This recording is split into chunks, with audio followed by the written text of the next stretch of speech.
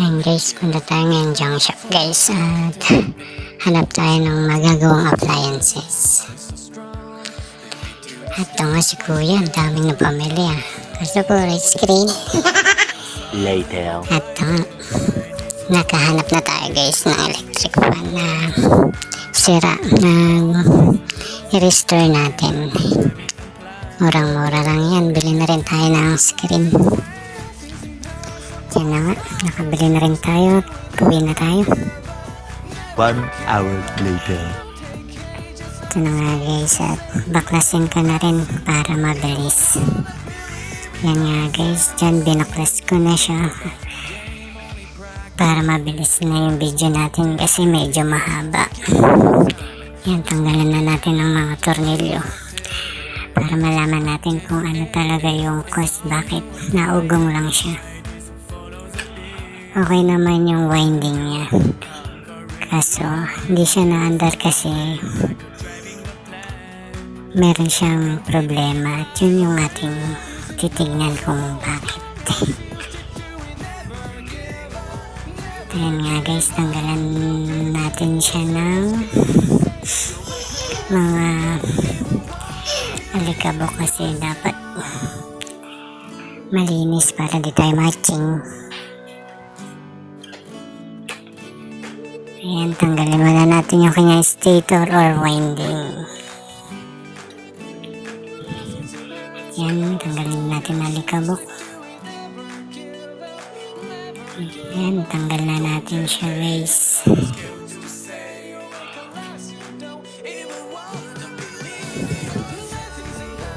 Ayan, at sunod na natin guys, ay tanggal man natin yung alikabok ulit, tapos tanggalin natin yung gearbox.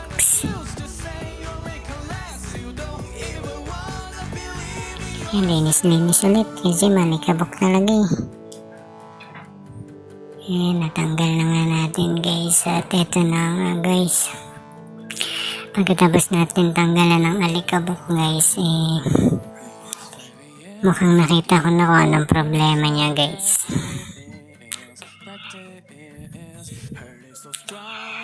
Ang sira nito guys yung kanyang bushing. Ayan, gamitin natin yung kanyang old shafting. Pakita ko sa inyo. Ayan, tingnan nyo yung bushing niya, sobrang luwang na. Ayan yung back niya, palitan na natin yan. Wala na yan guys.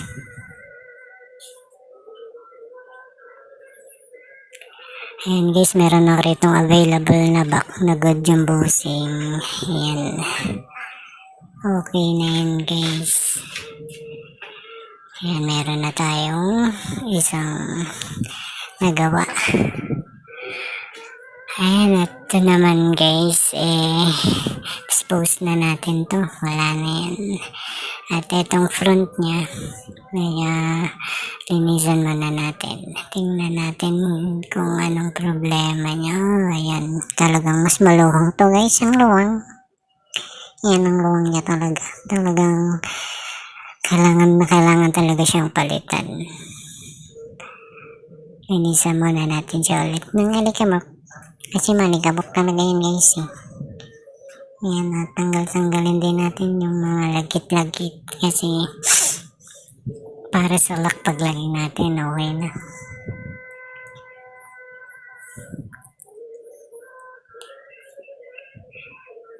At ayun na nga guys, natanggal ko na yung sirang bushing, palitan na natin siya ng bago.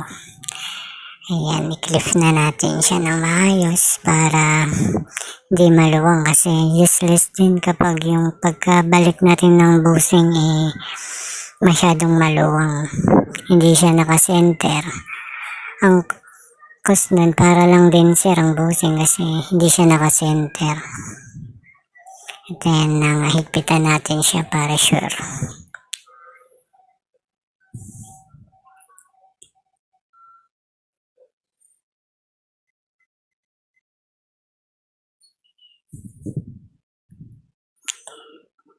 Ayan siya nga pala guys, sa ganitong idea, alam ko marami na nagpa-vlog nito, pero sa mga walang-wala talaga, nagsisimula pa lang, pwede nyo itong gawin para magkaroon kayo ng mga 2,000 years home later. appliances na hindi nyo naman na kailangan ng malaking pera.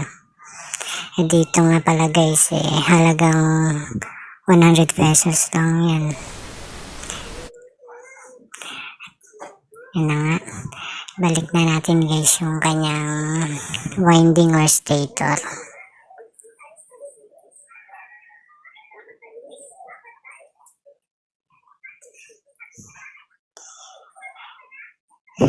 Tandaan lang dyan kasi baka masabunutan nyo.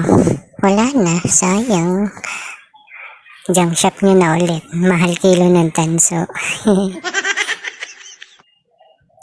At eto na guys, balik na natin yung kanyang rotor. Diyan nga pala guys, huwag nyo kalimutang maglagay ng langis, lalo na dun sa oil foam dun sa may busing. Para iwas lagkit at good performance yung ating motor. At dyan nga pala guys,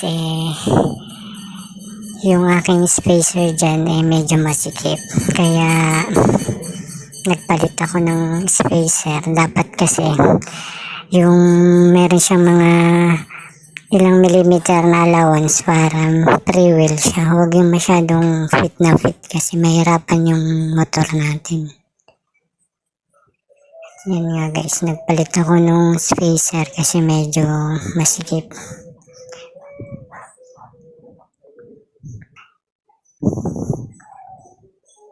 At yan guys, pwede na natin siyang lagyan ng tornilyo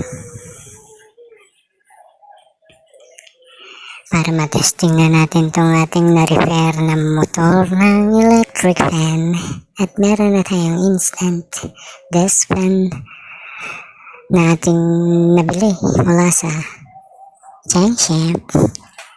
Nga pala guys, di lang pala mga electric fan, marami rin mga appliances dyan gaya ng TV, iba pang appliances like water kettle at iba-iba pa. Marami na pala akong nabili dyan at hindi ko lang may vlog. Ngayon ko lang naisipan mag vlog kasi nga nakaka ano rin na walang ginagawa, kaya share din natin yung ating blessing para yung iba kasi mag-away sila dahil walang budget, gusto ni Mrs. ng ganun, ganit na lang gawin nyo guys. Punta lang kayong junk shop at maghanap-hanap kayo dun, maraming appliances dun. Junk shop is good. Ayan guys, na balik na natin at ito na nga yung kinalabasan guys. Medyo kinat ko na para mabilis lang. Kabit na natin yung back grill or screen. Kabit na natin yung kanyang lock. And then iti-testing na natin to. After ikabit natin yung kanyang blade. Yan din pala guys, pinili ko rin yan sa junk shop na halagang 30 pesos lang. Banana blade na siya. Pinili ko yung plastic kasi para hindi babasagin. Malakas siya, tsaka magaan lang. Ayan, ikabit na nga natin guys at testingin na natin to. Pagkatapos natin ikabit itong ating front grill o yung screen. Ayan guys, sige, hanggang dito na lang and good luck na lang. At sana sundan niyo pa ako sa aking mga susunod na vlog. Medyo hindi pa magaling yung pagkaka-edit. Sige guys, thank you. Good luck.